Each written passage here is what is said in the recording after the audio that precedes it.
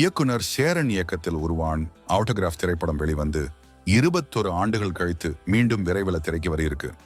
இதுக்கான teaser AI தொழில்நுட்பம் மூலமா வடிவமைக்கப்பட்டு வெளியிடப்பட்டிருக்கு. இந்த டீசருக்கு பலரும் வாழ்த்துக்களை தெரிவிச்சிட்டு வராங்க.